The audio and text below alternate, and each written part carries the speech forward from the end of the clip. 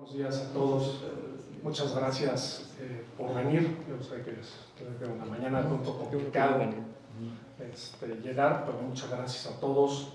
Yo sé que, Molina, muchas gracias desde luego por así hacer esta sesión de manera conjunta con la Comisión de Comercio, con la Comisión Fiscal. Y vamos, antes de presentar a los expositores, un poquito recordarles, desde luego, que al día de hoy sigue el programa de regularización. Ya la programación no se permite la música ambiente. Es parte de la intención de viernes, eso es para hacerlo un poco más ameno.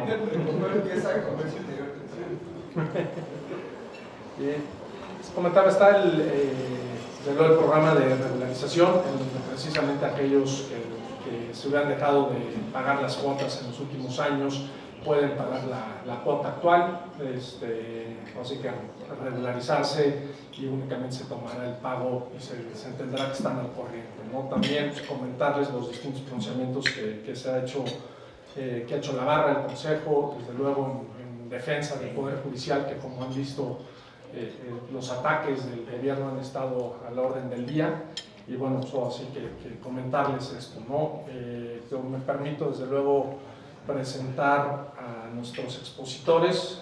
Licenciado Luis Ignacio Vázquez, socio de CRIB García Cuellar, y bueno, además es licenciado en Derecho por la Universidad Iberoamericana, tiene una maestría en Derecho por la Universidad de Georgetown, es miembro en la IFA, en el Colegio de Contadores, particularmente y principalmente, yo diría, de la Barra Mexicana de Abogados, en donde además fue coordinador de la Comisión Fiscal por más de 2 años, 4 años.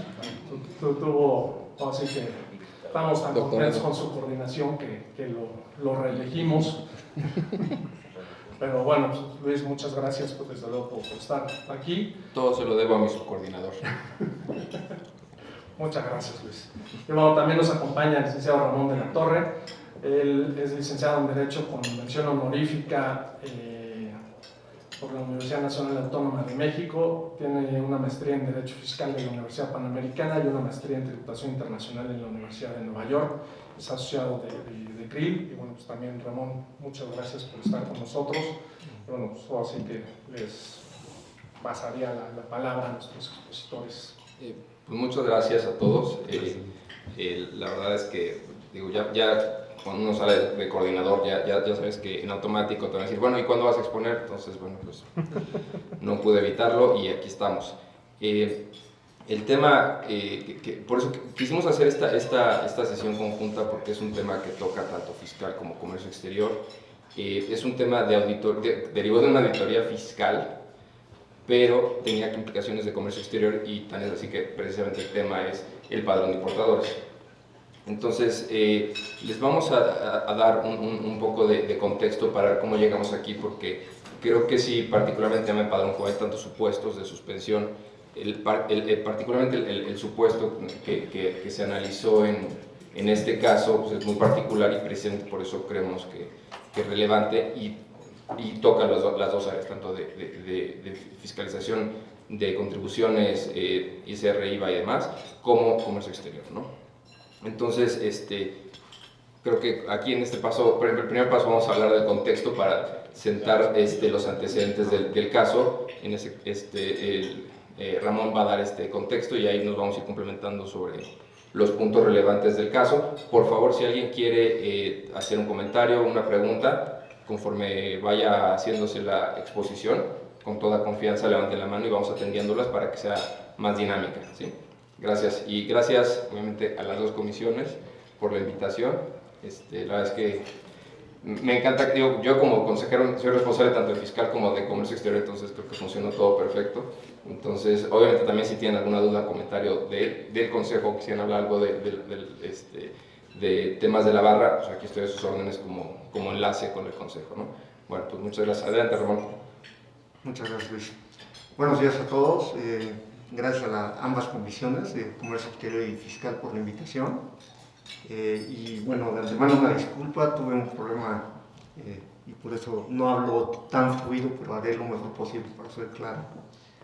El propósito de la exposición es platicar un caso práctico, entonces abordaremos, como mencionaba Luis, la norma, contexto normativo, los hechos del caso concreto, la procedencia del amparo, cuáles fueron el análisis que hicimos y los cuestionamientos que hubo por parte de la autoridad, la suspensión del acto reclamado, específicamente por una jurisprudencia de la Corte, cuáles fueron nuestras consideraciones, los argumentos de fondo, sentencia de primera instancia, la revisión finalmente, ¿no? Para llegar finalmente al precedente que se fijó.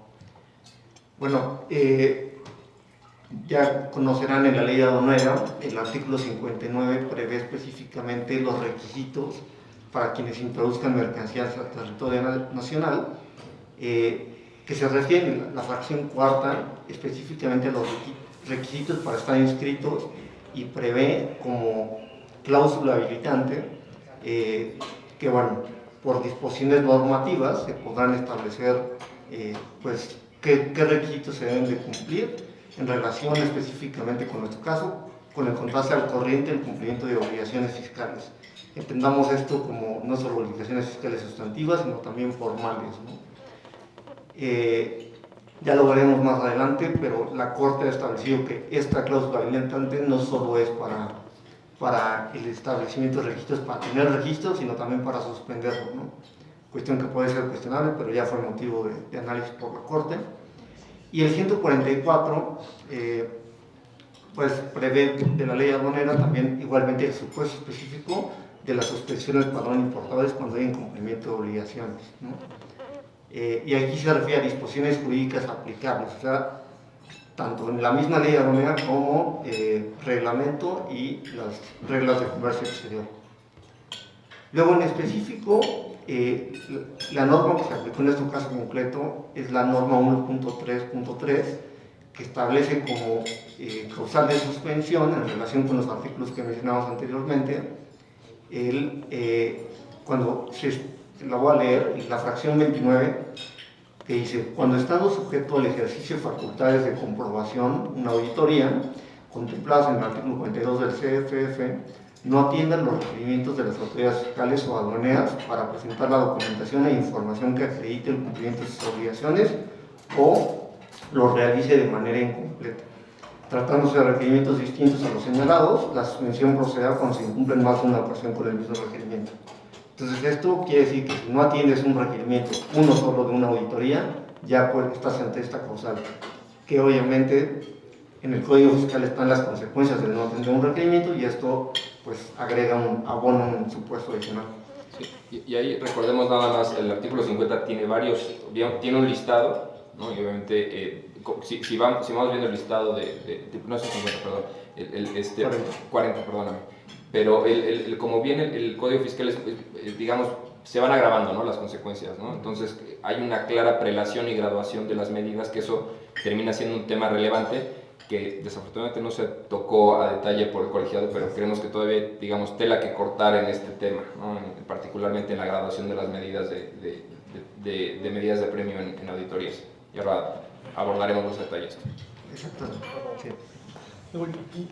No sé si además se vuelve, déjame llamarlo, como una medida de presión, además muy arbitraria, porque el hecho de que no se atiendan el requerimiento es muy amplio. Exacto. ¿No? Y lo que sí, ha tocado ver es que de alguna manera, o sea, atiendes el requerimiento y además del requerimiento vienen las integraciones especiales que te piden las autoridades, que inclusive ya hay una tesis que dice que no estás obligado a tenerlas, pero si no las presentas tal cual ellos te lo están pidiendo, variamente te pudieran aplicar esto, lo cual se vuelve bien complicado, ¿no? Sí, porque tienes toda la razón, porque el requerimiento no dice que tengas que incumplir totalmente el requerimiento, entonces puede ser un tema menor, o sea, si te piden 18 puntos y cumples 17, de todas maneras estás en el supuesto de la regla para la sanción, de la medida de premio.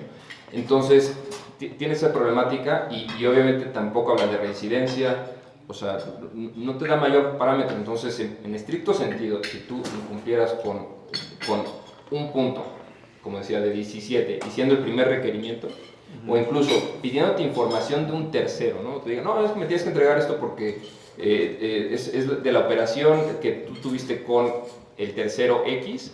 Bueno, dame información del tercero X, tal vez no la tengas. estás en el supuesto de esta regla, entonces te podrían suspender el padrón. Entonces tiene unas consecuencias muy graves con un mínimo de cumplimiento por parte de la autoridad.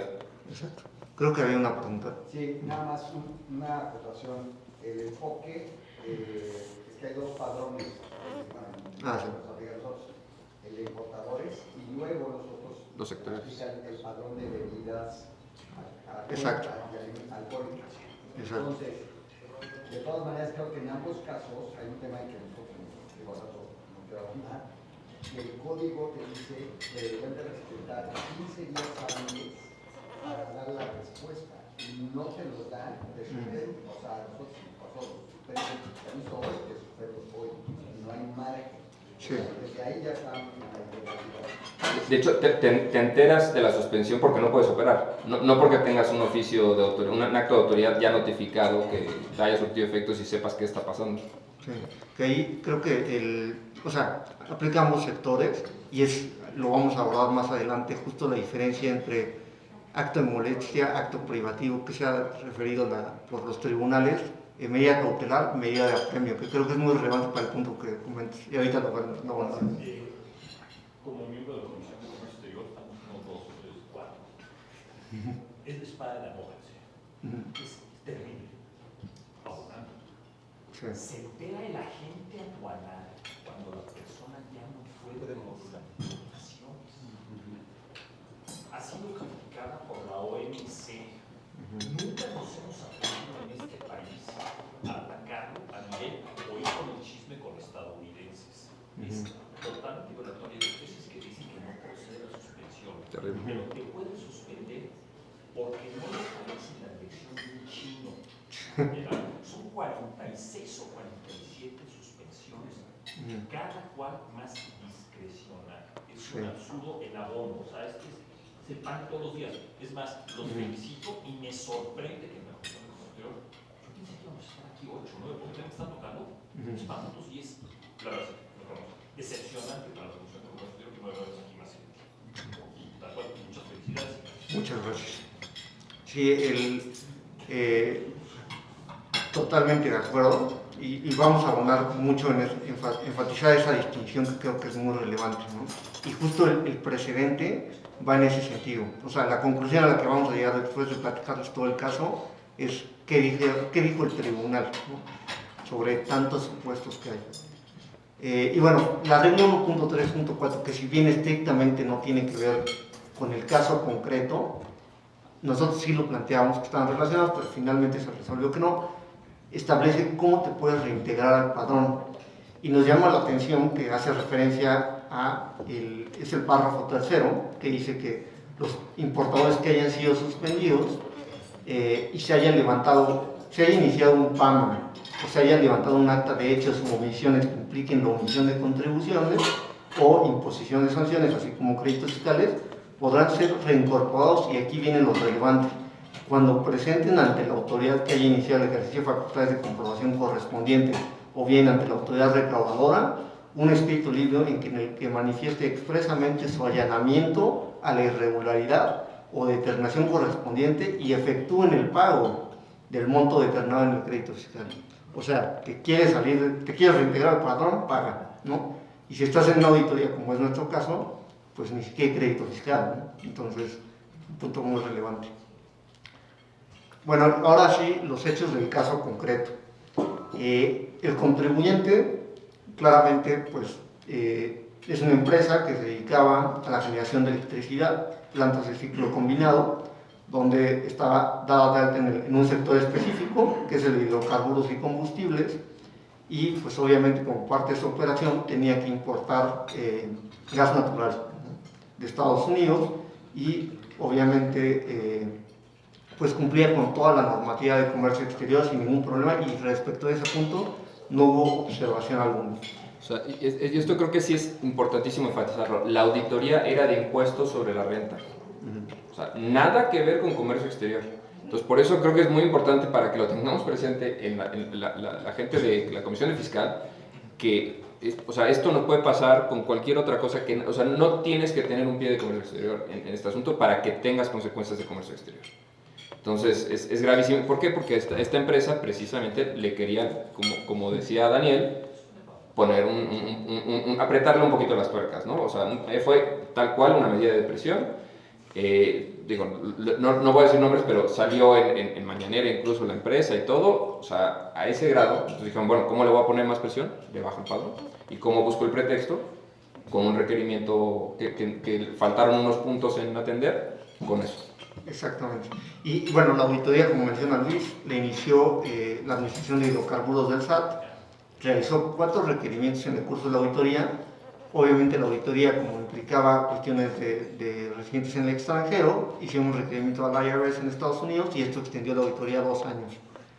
Entonces hicieron requerimientos, o sea, cada requerimiento era de más de 150 páginas, con múltiples puntos y mucha información, como comentaba Luis, que no era del contribuyente, sino de sus clientes.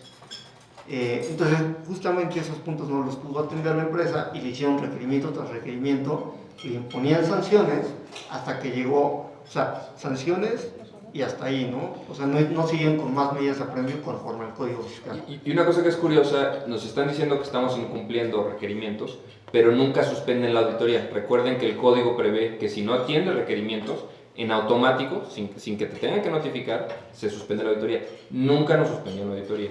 Entonces ese supuesto incumplimiento era tan grave para bajarnos del padrón, pero no para suspender la auditoría.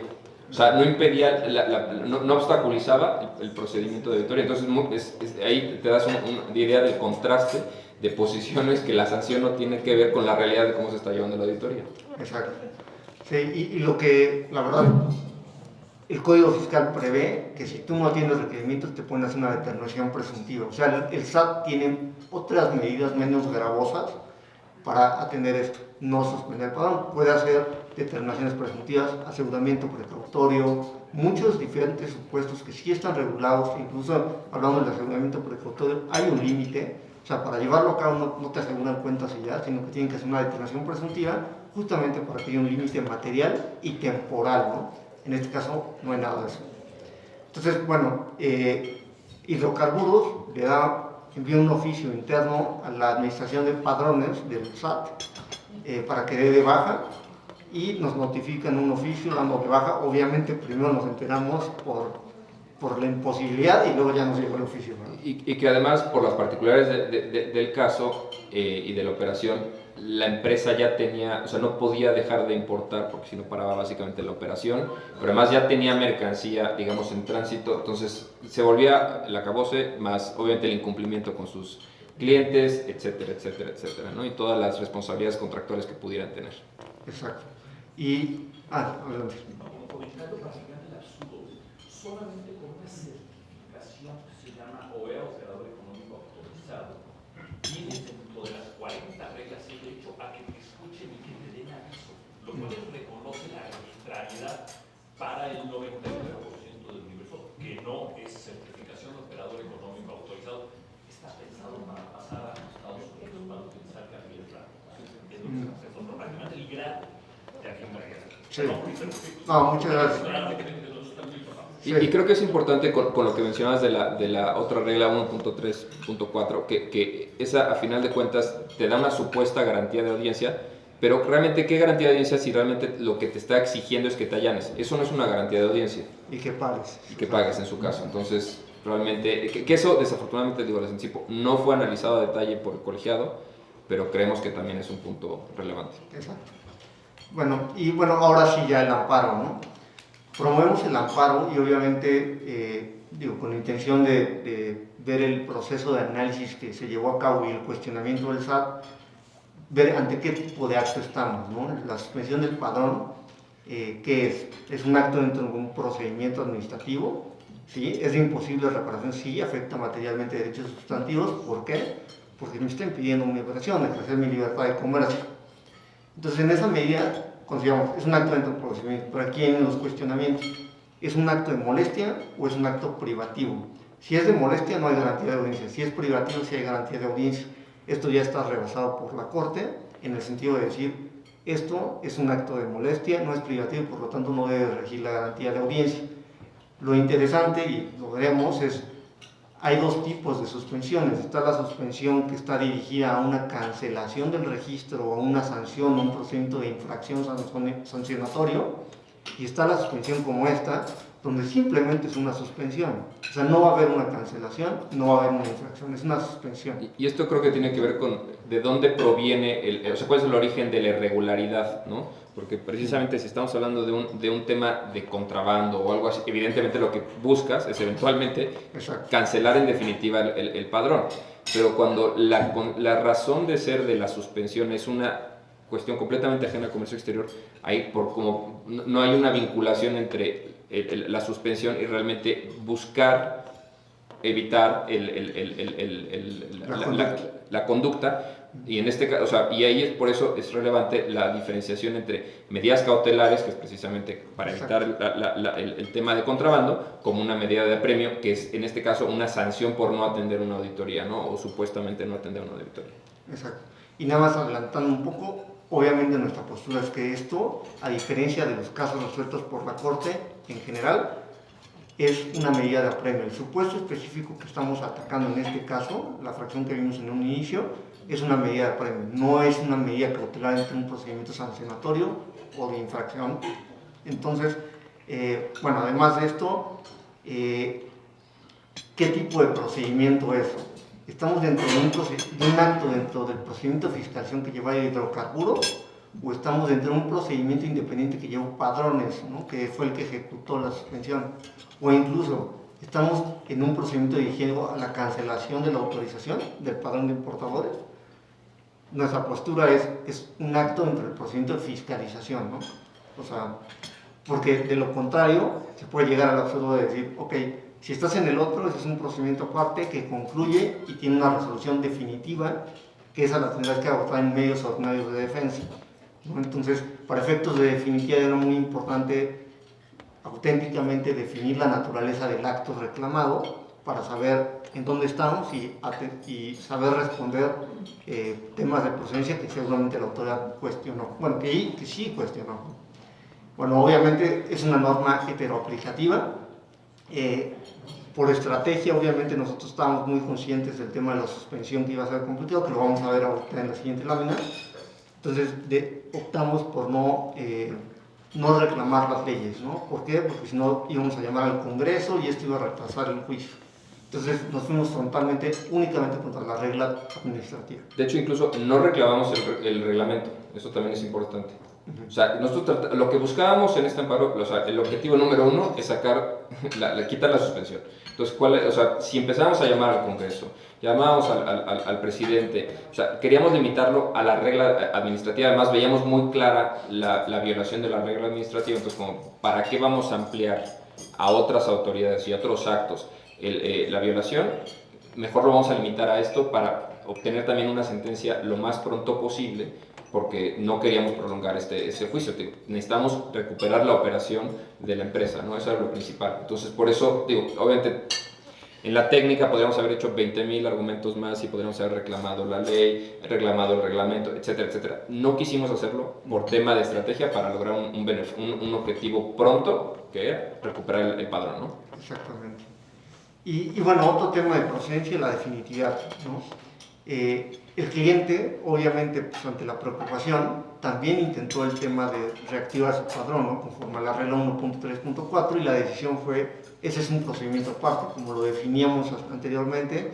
Ahorita el reclamo que hacíamos es como un acto entre el procedimiento de fiscalización, mientras que esta regla 1.3.4 se separaba, ¿no?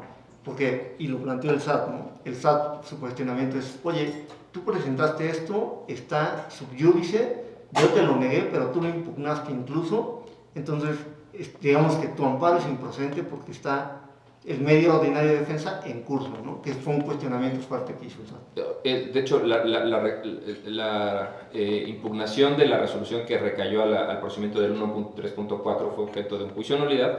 En ese juicio de nulidad también se pidió la medida cautelar ante el Tribunal Administrativo, no fue otorgada y se resolvió antes este juicio de amparo. Entonces, en estricto sentido, traíamos dos juicios en marcha. Afortunadamente se resolvió uno y es favorable, ¿no?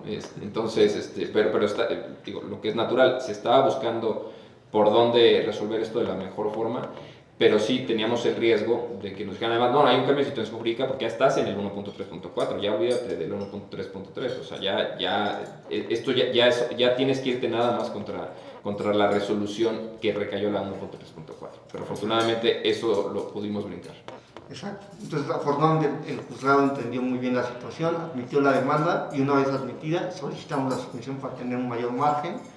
Y en la suspensión, obviamente, hablaremos apariencia del buen derecho, el tema de garantía y la afectación al interés social. En cuanto a apariencia del buen derecho, nuestro argumento básicamente es, oye, yo le entregué toda esta información de los 150 puntos que me solicitaron, todo esto yo no lo tenía, no tengo obligación de tenerlo, y acá está, y en el oficio, el acto reclamado, ni siquiera me están diciendo qué es lo que me hizo falta y por qué es insuficiente. Entonces decíamos, hay una apariencia del buen derecho. Además, no estamos solicitando la suspensión para suspender la auditoría, que es muy importante. O sea, hay regla expresa de que eso no se puede. Entonces decíamos, a ver, la suspensión la queremos para que nos reactiven el padrón para seguir trabajando, no la queremos para que la auditoría se pare. Obviamente, lo que mencionaba Luis hace rato, las reglas de prelación, ¿no? Decíamos, hay una apariencia del buen derecho en la medida en que el SAT tenía medidas de apremio definidas por el código, multa agravada, aseguramiento precautorio, inclusive arresto, ¿no? No las ejerció y bueno, pues esto muestra que hay una apariencia de que todo está bien, ¿no?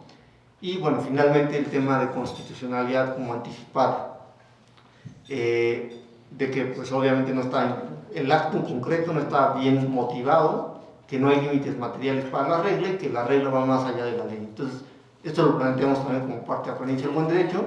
Respecto de la garantía, muy sencillo, dijimos no hay crédito fiscal, no tengo por qué garantizarte, y ahí la jurisprudencia relacionada con las cuentas bancarias y el embargo y aseguramiento precautorio, de que en esos supuestos no es necesario, ¿no? Esto previo a la determinación presuntiva que ya hoy está vigente, pero bueno, la misma lógica lo usamos. Y obviamente cuando pedimos la suspensión sabíamos que íbamos cuesta arriba por también el criterio de la Corte que te dice que no es objeto de suspensión. Pero ¿qué cosa fue súper importante aquí? Y digo, ahora lo vamos a abordar más a detalle. La fracción que nos aplicaron, que es la 29, ¿no? Si me equivoco, la 29, no existía cuando se dictó ese caso por la Corte. Entonces, o sea, lo que le decíamos, a ver, no te hagas bolas. O sea, esto que resolvió la Corte no es aplicable a este caso porque esto es una norma nueva, entonces no lo puede hacer extensiva. Exacto, entonces eso fue creo que un punto relevante en la suspensión, que les tengo que anticipar, no lo obtuvimos. Exacto. Sí. Pero al final de cuentas creo que es relevante. Y además de lo que mencionaba Luis, de que la ley no estaba vigente, hicimos, o sea, la propuesta que le hicimos al juzgado y eventualmente al colegiado, tanto en queja como en revisión, fue decirle, oye, tan es diferente que esto es una medida de apremio, cuando la jurisprudencia se refería a una medida cautelar para evitar que sigan ingresando mercancías ilegales o con potenciales infracciones dentro de un contexto donde quieres poner la medida cautelar para detenerlo en lo que resuelves el fondo, ¿no? Aquí no estamos... Me estaba emocionando yo. Sí, no. Y bueno, la jurisprudencia dice esto afecta interés social y tiene que ver con una norma expresa de la ley de amparo que prevé el 129 fracción 10 que la introducción de bienes prohibidos o regulación de importación es una causal expresa de que no procede la suspensión, ¿no? Entonces, hicimos todas estas propuestas, hicimos referencia al caso de las clausuras, las suspensiones en clausura, a la jurisprudencia en relación con la suspensión del contador público registrado que emite dictámenes de estados financieros, toda la lógica, el desarrollo del argumento, pero finalmente el juez niega la suspensión provisional, nos vamos a una queja, que el colegiado confirma, este fue el 23º colegiado, y finalmente nos niegan la suspensión definitiva bajo el mismo argumento, que es que aquí es un poco ilógico, ¿no? Dicen la suspensión impediría las facultades de comprobación, no es el caso, por eso puso el juez. Dice que el juez no se puede adelantar a analizar los argumentos de constitucionalidad a pesar de la apariencia del buen derecho, digo que no. El interés social debe ponderar sobre el interés de la empresa en relación con la jurisprudencia y dice que se pierde la finalidad de la suspensión del padrón de importadores si concede la suspensión. Obviamente nos vamos a la revisión incidental, cabe señalar que la jueza era una jueza que llevaba 2 meses en el cargo, pues era muy nueva y obviamente pues la suspensión sabíamos que iba a ser un reto que quisiera apartarse de la corte, ¿no? Y recordemos también que eso es durante, fue todavía durante, no, su nombramiento fue con Saldívar, entonces digo también para entender el corte de juzgador, ¿no? Sí.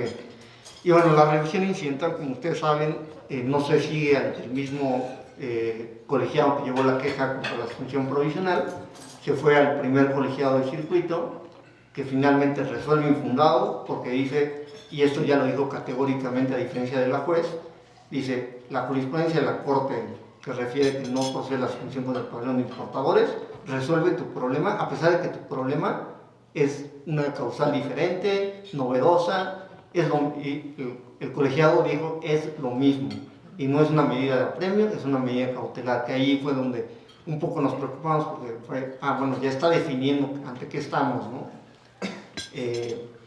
Sus argumentos no fueron muy desarrollados, simplemente se limitó a decir, la suspensión del padrón es cautelar, ¿no? No es una medida para obligarte a que hagas algo en el curso de una auditoría.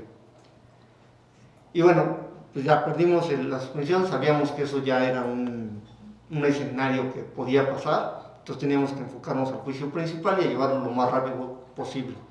Entonces, ¿cuáles eran los argumentos del amparo? Legalidad y reserva de ley.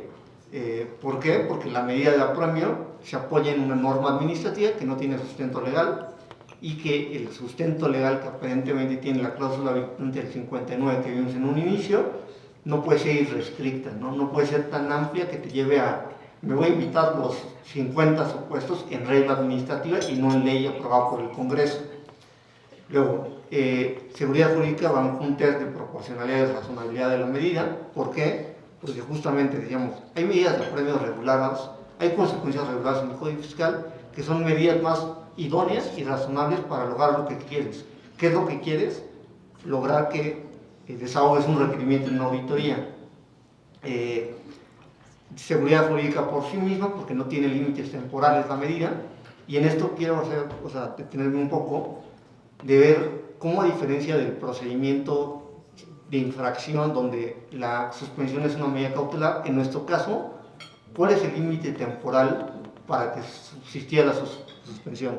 O sea, digamos, si el juicio hubiera tardado 3 años, ¿cuándo acaba? O sea, cuando te determina un crédito fiscal, cuando levanten el oficio de observaciones, o sea, cuando, o simplemente es, pues, tendrás crédito fiscal, no te allanas y no lo pagas, te irás a juicio de nulidad y mientras tanto vas a seguir suspendido. O sea, decíamos, la ley es inconstitucional justamente porque no te establece un límite, ¿no? Ni material en cuanto a qué tanto te puede afectar, ni temporal en cuanto a cuánto puede durar, ¿no? Bueno, el acceso a la justicia en relación con la regla 1.3.4, decir, oye, ¿cómo me obligas a allanarme para que me reactives, ¿no? Y allanarme y pagar. Y finalmente, un argumento que ya no es de constitucionalidad de norma, sino del acto en particular, que es, no está debidamente motivado el acto reclamado. ¿Por qué? Porque no me estás diciendo que me hizo falta tal, o sea, detalle, ¿no? Que me permita defenderme para justamente, como anticipaba Daniel, si me estás pidiendo integraciones especiales, yo puedo defenderme y decir, oye, eso yo no tendría por qué dártelo así, ¿no? O sea, yo te di esto y esto funciona. Y no tener que esperarme hasta llegar a un juicio de nulidad contra el crédito. Y sobre ese punto, algo curioso, bueno, algo que evidenciaba esta ilegalidad es que eran, como decíamos, 4 requerimientos, presentamos, no sé, como 8 escritos, a final de cuentas, Sí. digo, con volumen de información, pero el oficio que emite Hidrocarburos hacia Padrón para pedir la suspensión del padrón, no contenía todo el desglose de todos los escritos, faltaban como 2 o 3. Está desactualizado. Entonces en el informe nos dice, no, aquí está, estas son las irregularidades y presentamos en el juicio la evidencia de, no, a ver, te faltan estos otros 2 escritos y además aquí está diciendo que no presenté esto, sí está, etcétera. Entonces era evidente que el SAT no había hecho su tarea en cuanto a la revisión de la documentación que hemos presentado. Exacto. Y cabe señalar sobre lo que menciona Luis, que cuando exigía, porque obviamente con la intención de mejorar, tratamos de exigir mayor documentación incluso después de esto. Y eso lo exigíamos como prueba superveniente en el amparo, de decirle, oye, mira, estoy haciendo lo mejor posible, lo que está en mi alcance, ¿no? Y sobre este argumento de la ilegalidad del acto reclamado, el acto administrativo, un punto que nos preocupaba es que, conforme a la ley de amparo, ustedes saben que cuando es un acto materialmente administrativo, la autoridad puede complementar la motivación en el informe justificado, que detonaría una ampliación de demanda. Entonces, nosotros decíamos, bueno, es que si lo planteamos, luego nos van a mejorar en el informe, tenemos que ampliar, pero dijimos, bueno, hay que hacerlo, ¿no? Cosa que el SAT como que no cachó, afortunadamente, y bueno, en su informe justificado exhibió el oficio interno entre hidrocarburos y padrones, donde ahí sí había un detalle un poco más específico, pero no suficiente, ¿no? Y era un detalle como de 60 hojas, según cuánto nos había faltado. Obviamente, sin entrar al detalle de por qué lo que exhibimos no era suficiente, ¿no? Y ahora llegamos a la sentencia de primera instancia, que afortunadamente pues se movió muy rápido, o sea, en un curso de menos de 6 meses. La sentencia de primera instancia decreta el sobreseimiento de la regla 1.3.4, que es la reactivación del padrón, por considerar que eso es tema aparte. Por otra parte, niega el amparo sobre la constitucionalidad de la norma 1.3.3, considera que todos los argumentos que consideran son infundados, y concede el amparo respecto del acto reclamado en particular, ¿no? Dice, está indebidamente motivado, y cuando rindió el informe tampoco complementó suficientemente, entonces está mal, ¿no? Qué bueno que incluyó en ese último argumento. Pero... Sí. Yo hubiera pensado que el tema de la regla es muy claro, pero... Sí. Nosotros también. Sí. O sea, de hecho, o sea, para mí el ganador era la prelación, o sea, la prelación de medidas de apremio. O sea, la Corte había dicho tenía que ser en este orden, y si tú te brincas el orden, o sea, lo que dijo es, el artículo del Código Fiscal es constitucionalmente válido porque tiene una prelación. Entonces, si el SAT no respeta esa prelación, te está violando garantías, pero como el artículo tiene una prelación, entonces no, está bien. Entonces, el hecho de que te introdujeran una medida de apremio que no estaba en el código, pues era evidente que había un tema de constitucionalidad ahí, ¿no? Y citamos la tesis de la Corte. Y citamos la tesis de la Corte. Y también para la suspensión, el tema de... O sea, también fue muy desafortunado que en la suspensión nos dicen, no, espérate, ya aquí está esto abordado, la suspensión, y no procede. Pero también tiene la apariencia de buen derecho con esa jurisprudencia. Exacto. Y entonces, ¿cómo? O sea, lo que decías está bien, pero sopesa las dos jurisprudencias. Y no, se fueron solamente con el tema de la suspensión, que no era procedente, porque ya estaba resuelto por la Corte, aunque fuera un supuesto completamente distinto y que no había abordado en absoluto la Corte. Exacto. La lámina anterior no sé si vaya a circular, pero ahí viene la referencia a las tesis que hemos estado mencionando. Y bueno, obviamente el SAT recurrió, tanto el SAT Padrones como el SAT Hidrocarburos, grandes contribuyentes, y nosotros también, naturalmente, ¿no? Entonces eran 3 recursos de revisión, todos obviamente en conjunto, en el expediente 449-2022 del primer colegiado, ¿no? Nosotros ya en ese momento exhibimos como prueba superviviente el oficio de observaciones. ¿Por qué? Porque justo decirle, oye, ya concluyeron las facultades de comprobación, el propósito que querías con la suspensión del padrón ya se acabó, o sea, yo ya no puedo exhibir más información, ¿no? Y de hecho esto fue un tema relevante que a fin de cuentas ya no tuvimos un pronunciamiento, pero precisamente por tener el oficio de observaciones, nuestra idea era, acuérdense que después se puede pedir el incidente de modificación de suspensión. Entonces, porque hay un cambio de situación jurídica, algo que amerite ese cambio. Entonces, nuestra idea era, a ver, como dice Ramón, el objetivo de la medida de apremio consistente en la suspensión del padrón era que te allegaras de la información. Y si no te estás allegando a la información, hubieras suspendido la auditoría en términos del 46A porque no estás avanzando con el procedimiento. Entonces, si tú me estás diciendo que ya tienes todos los elementos, y tan tienes todos los elementos que estás emitiendo un oficio de observaciones con todas las determinaciones preliminares de un crédito fiscal, o sea, ya tienes los elementos, no te falta nada. Ok, entonces, ¿cuál es la necesidad o cuál es el objetivo de la medida de premio de la suspensión del padrón? Ninguna. Entonces, precisamente estábamos en el proceso de pedir de solicitar esa modificación de suspensión, pero teníamos ya el recurso de revisión en marcha se resuelve primero el principal, ya no, el tema de modificación de suspensión ya no fue yo un pronunciamiento, pero bueno, termina siendo relevante de todas maneras como un elemento adicional a considerar. Exacto. Y bueno, en el recurso de revisión haremos mención un poco de los argumentos que planteamos, generales, ¿no? Pero el primer argumento fue el juez está presionando equivocadamente los hechos porque es una medida de apremio claramente y no es una medida cautelar, ¿no? De nuevo, no estamos en un procedimiento de infracción o de cancelación del registro, simplemente estamos en una suspensión donde no tiene fin, ¿no? O sea, y el fin pues no está claro si es el crédito fiscal, es el oficio de observaciones o no tiene fin, ¿no? Entonces, digamos, esto claramente es medida de apremio y todo el argumento del 40, la prelación y la gradualidad de la severidad de la medida de apremio. Luego, decíamos, la sentencia es incongruente y no agotó la exhaustividad en cuanto al estudio del mínimo de proporcionalidad y razonabilidad de la medida. Desde nuestro punto de vista, el pronunciamiento de la juez fue no exhaustivo, o sea, realmente dijo la medida es idónea, porque tan sirve que pues ve dónde estás, ¿no? O sea, justo es idónea para que tú atiendas el requerimiento y eso es de interés público para que se desarrolle adecuadamente el ejercicio de facultades de comprobación. Nosotros justamente lo que mencionamos es, oye, pero no estás analizando, o sea, podrá ser una medida que llegue al fin, sí, pero no es la mejor medida, no es la medida que menos transgreda derechos fundamentales. Está la medida de las medidas de apremio, está la determinación presuntiva, la suspensión. O sea, hicimos un análisis de todo lo que prevé el Código Fiscal que pueden hacer ante esta situación y eso la jueza no lo estudió, se lo propusimos al colegiado. Un tercer argumento en cuanto a la subordinación jerárquica y el derecho de seguridad jurídica, de decir, oye, el 59, fracción 4, si bien establece una cláusula habilitante que en principio, si tú lees el artículo, dices, esto es para establecer requisitos para registrarte en el padrón, pero no para la suspensión, ya sabíamos que la Corte había hecho un pronunciamiento que dice, no, a ver, sirve tanto para requisitos de inicio como de suspensión.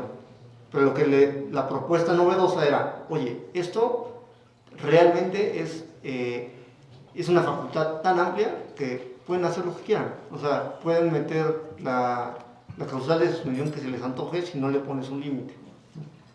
Y finalmente el tema del sobreseimiento en relación con la regla 1.3.4.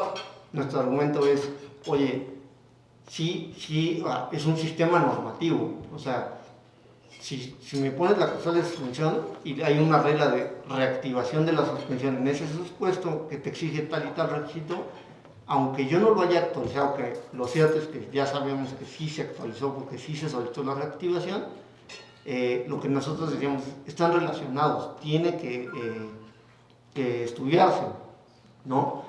Porque un poco por estrategia nosotros no metimos como acto reclamado la resolución a la reactivación, ¿no?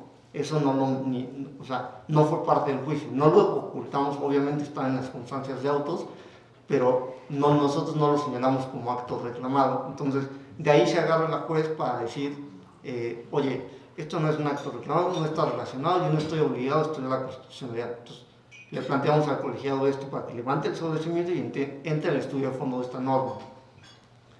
Y bueno, finalmente en el colegiado, afortunadamente lo hicieron muy rápido, obviamente les manifestamos la preocupación por el tema, la falta de suspensión que ellos nos resolvieron, el RA incidental, entonces estaban muy conscientes del asunto y celebran la sesión casi un poco menos del año de que había pasado todo este problema y recién fundado nuestro recurso, ¿no?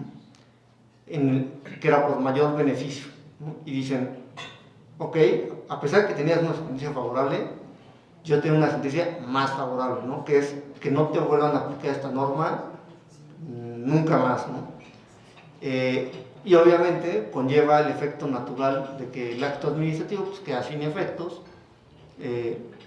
y finalmente, digo, nada más como para el recurrido, un mes tardó el SAT en reincorporar. O sea, digamos, no fue inmediato el hecho de que le requieran al SAT cumple, no fue inmediato. De hecho, hasta consideramos, bueno, obviamente teníamos un abogado especialista de comercio exterior involucrado en el asunto y consultamos con él cómo cómo hacer que el SAT cumpliera y en el escenario en el que el SAT dijera, no voy a cumplir, ¿no?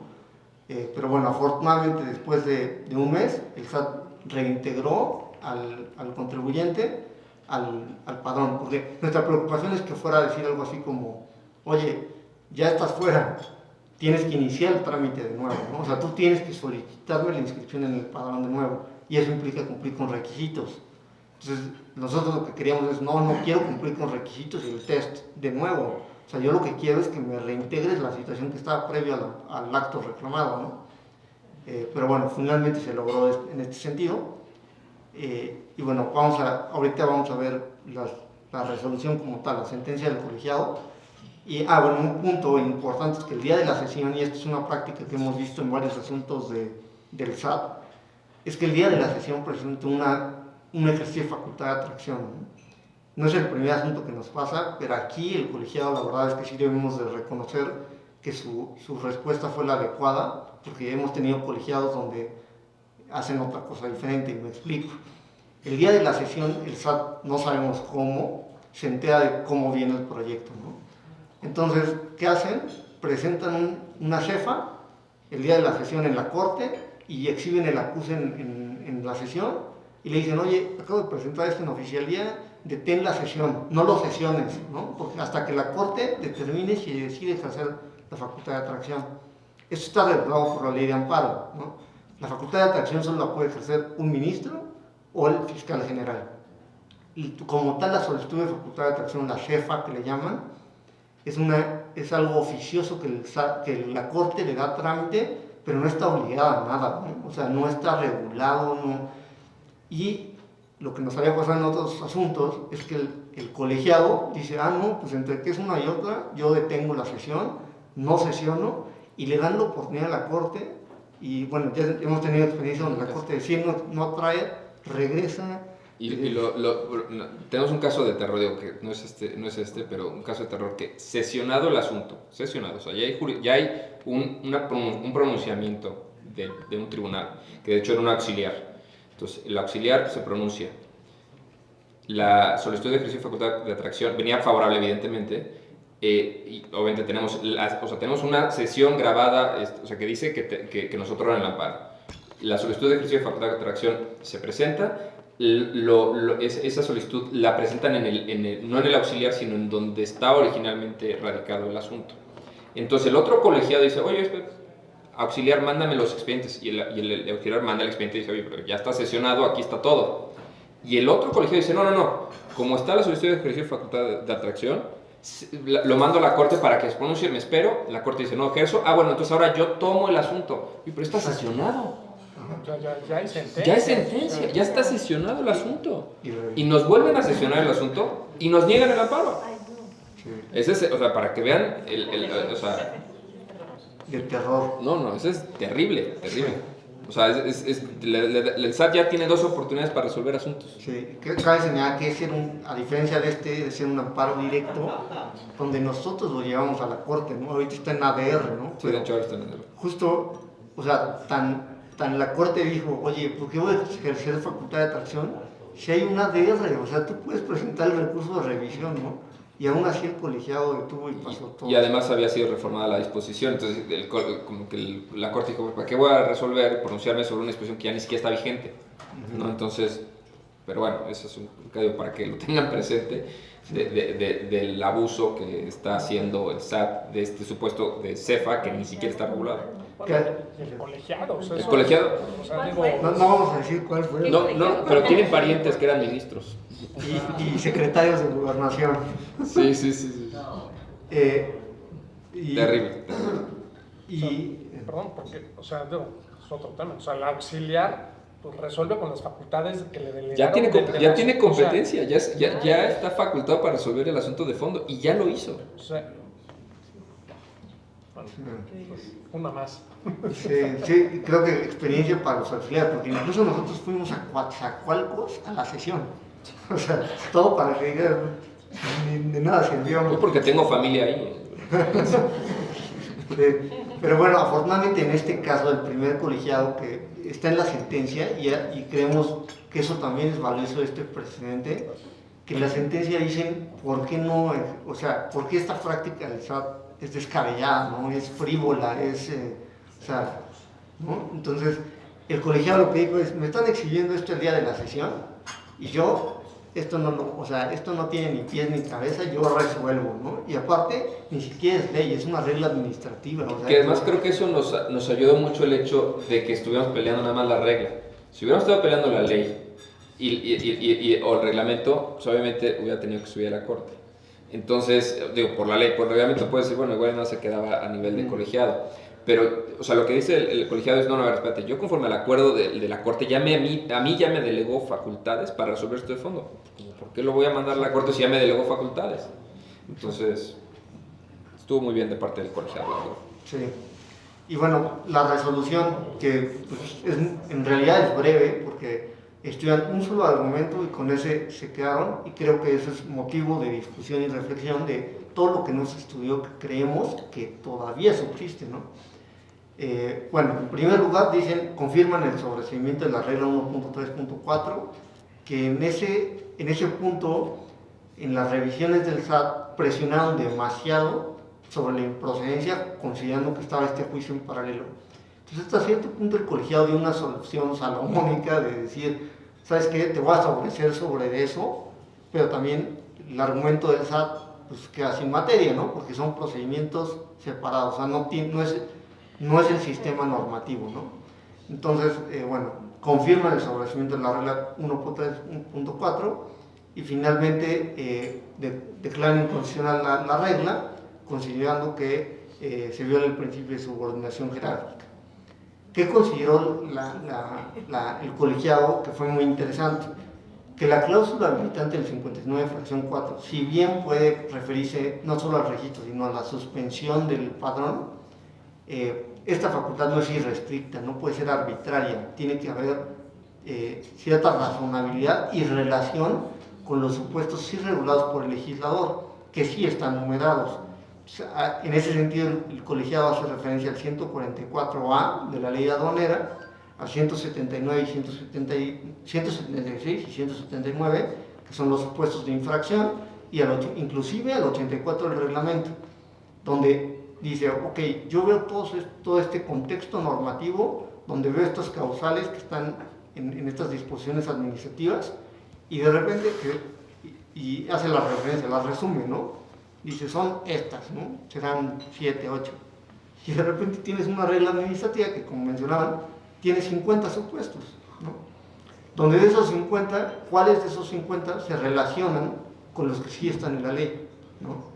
Entonces, dice, bueno, esto no puede ser irrestricto y el supuesto en concreto que a ti te atañe es inconstitucional porque no tiene apoyo legal y hasta que no se reforme la ley, esto fue muy afortunado, pero desafortunadamente ya el colegiado no entró al estudio sobre decir, oye, tiene límites materiales, tiene límites temporales, el grado de prelación de las medidas de apremio, o sea, es una medida idónea, muchas otras circunstancias que creemos que ameritaban un estudio, porque ante la situación de esta resolución, el SAT lo que puede hacer es proponer una reforma de ley donde incluya un supuesto de este sentido, y ahora es iniciar de nuevo a plantear el argumento, ¿no? Pero bueno, ya será cuestión del futuro, pero la sentencia como está, consideramos que fue un análisis adecuado, simplemente la crítica